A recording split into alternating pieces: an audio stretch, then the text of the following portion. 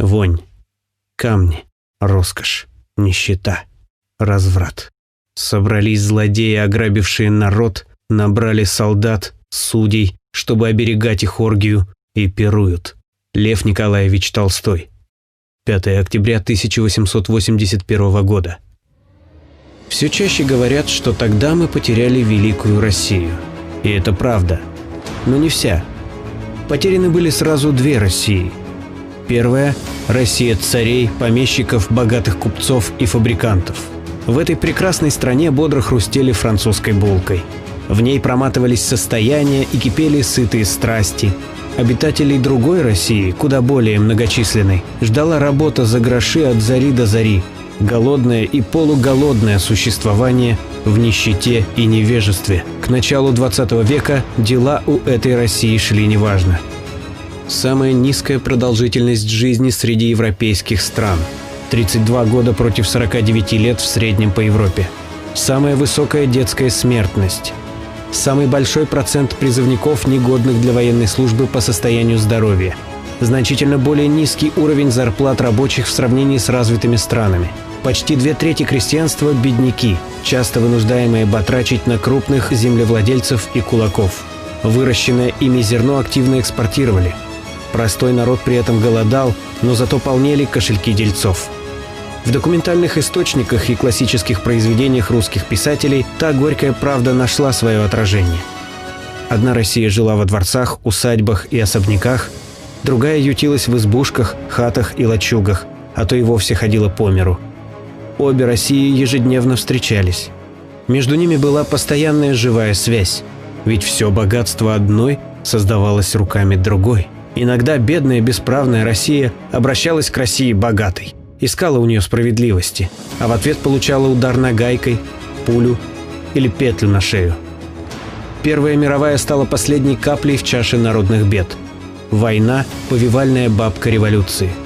И на гребне революционной волны в октябре 17 года оказалась сила, которая нанесла барской России сокрушительный удар. Прежде государством управляли, как или иначе, богатые или капиталисты, а теперь первый раз управляют государством, притом в массовом числе как раз те классы, которых капитализм не дал. Естественно, что Россия господ с этим согласиться никак не могла. Она хотела вернуть себе все, что по праву считала своим. На помощь к этой России поспешили иностранные партнеры. Им тоже было за что бороться. По разным оценкам, зарубежному капиталу в нашей стране принадлежало не менее половины предприятий, заводов, фабрик и приисков. К тому же Российская империя задолжала западным банкам огромные деньги. Интервенты из 14 стран топтали советскую землю. Гражданская война была не просто классовым противостоянием. Это была война национально-освободительная. В этот критический исторический момент нашей народной жизни, писал в своем воззвании к царским офицерам генерал Брусилов, мы, ваши старшие боевые товарищи, обращаемся к вашим чувствам любви и преданности к родине и взываем к вам с настоятельной просьбой добровольно идти с полным самоотвержением и охотой в Красную армию, на фронт или в тыл, куда бы правительство Советской рабоче-крестьянской России вас не назначило, и служить там не за страх, а за совесть, дабы своей честной службой, не жалея жизни, отстоять во что бы то ни стало дорогую нам Россию и не допустить ее расхищения. Ибо в последнем случае она безвозвратно может пропасть, и тогда наши потомки будут нас справедливо проклинать и правильно обвинять за то, что мы не использовали своих боевых знаний и опыта, забыли свой родной русский народ и загубили свою матушку Россию. Значительная часть царских офицеров предпочла служить в Красной армии. Взятый в плен колчаковцами генерал фон Таубе ответил белогвардейцам на предложение о сотрудничестве так: «Мои седины и контуженные ноги не позволяют мне идти на склоне лет в лагерь интервентов и врагов трудящейся России». Даже великий князь Александр Михайлович Романов, которого трудно заподозрить в симпатиях к большевикам, писал: «На страже русских национальных интересов стоял никто иной, как интернационалист Ленин». Капиталисты Англии, Франции и Америки помогают деньгами и военными припасами русским помещикам, которые ведут против советской власти войска из Сибири, Дона, Северного Кавказа, желая восстановить власть царя, власть помещиков, власть капиталистов. Нет, этому не бывать. Под руководством губителей барской России трудящиеся восстановили разрушенную страну, ликвидировали безграмотность и беспризорность, провели индустриализацию, создали механизированное сельское хозяйство, сохранили и приумножили наследие дореволюционной науки. У трудового народа появились немыслимые ранее права, блага и социальные гарантии. Одержав победу в Великой Отечественной войне, государство рабочих и крестьян еще раз отстояло свою независимость и вскоре стало ядерной космической сверхдержавой. Грандиозный невероятный рывок, равных которому не было в истории. И все это без господской опеки. Да, тот великий опыт закончился реставрацией капитализма. И началась она задолго до перестройки. Еще сохранялось плановое хозяйство, оставались у народа многие завоеванные им права и гарантии, но уже шел процесс превращения части советской партноменклатуры в буржуазию. Государство по-прежнему декларировало коммунистические идеалы, а на деле они были преданы. Итогом стало разрушение страны. Первое в мире государство, где интересы трудящихся имели наивысшую ценность, потерпело поражение. Горькие плоды этого поражения жители постсоветского пространства вкушают вот уже почти 30 лет.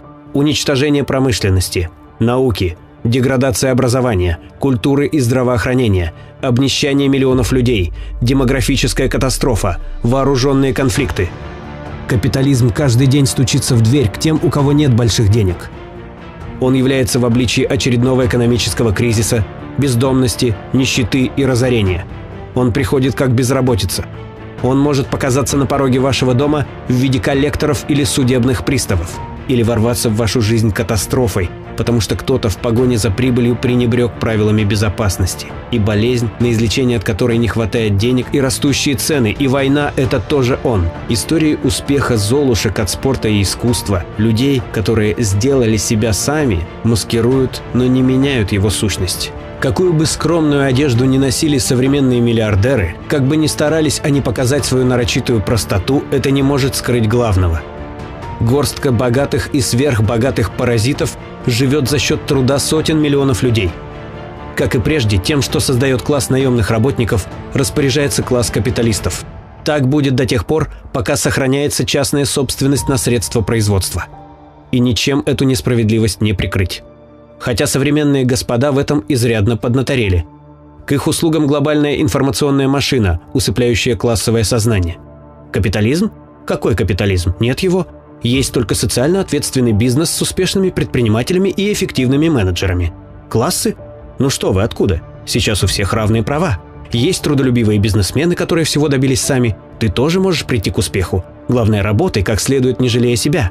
И пока миллионы трудящихся верят в эту сказку, они будут крутить колесо капитализма. Идите в бизнес, держитесь здесь и отнеситесь с пониманием к тому, что боливар не выдержит двоих. Ничего другого эта система предложить человечеству не может. Она не может преодолеть ни одно социальное бедствие на планете. Даже когда для этого есть ресурсы. Потому что цель ее не благополучие человечества, а извлечение прибыли. В 2012 году 100 богатейших жителей Земли могли на свои доходы 4 раза покончить с нищетой беднейших слоев населения планеты. В 2014 в Евросоюзе было 4,5 миллиона бездомных и 11 миллионов пустующих жилых помещений. Если бы капитализм мог приспособить производство не к получению максимума прибыли, а к систематическому улучшению материального положения народных масс, если бы он мог обращать прибыль не на удовлетворение прихотей паразитических классов, не на усовершенствование методов эксплуатации, не на вывоз капитала, а на систематический подъем материального положения рабочих и крестьян, то тогда не было бы кризисов. Но тогда и капитализм не был бы капитализмом. Капитал умеет себя защищать. Конкурирующие группы имущего класса научились ловко использовать народное недовольство в своих целях. Выбирай: правильный и честный капитализм, как в Европе, или капитализм неправильный, коррумпированный. Выбирай: наш хороший национальный капитализм или их плохой капитализм, чужой, вражеский. Но к каким бы уловкам они ни прибегали, принципиально ничего в системе социальных отношений с XIX века не изменилось. И люди будут этому угнетению сопротивляться. Такова природа человека и объективные законы развития общества.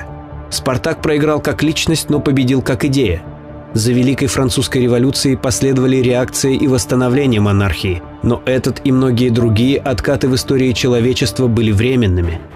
Так и разрушение СССР не означает поражение социализма. Советский Союз и сейчас остается наивысшим социальным достижением человеческой цивилизации, историческим маяком для трудящихся всего мира.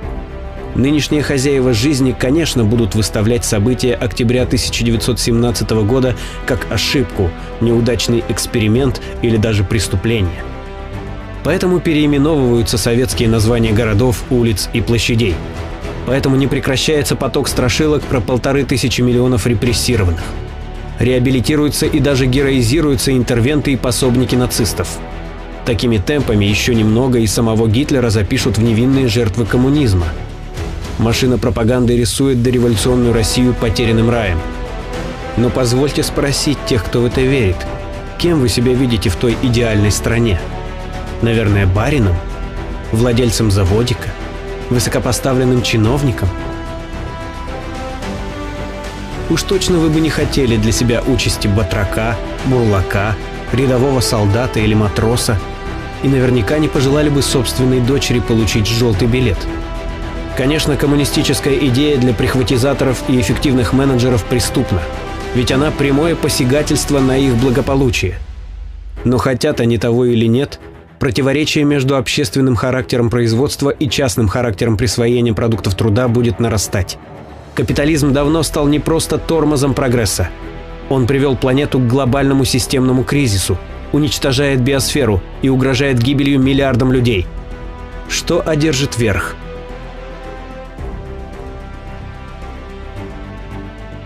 Каждый из нас – поле этой битвы. Ничего еще не закончено. Все только начинается.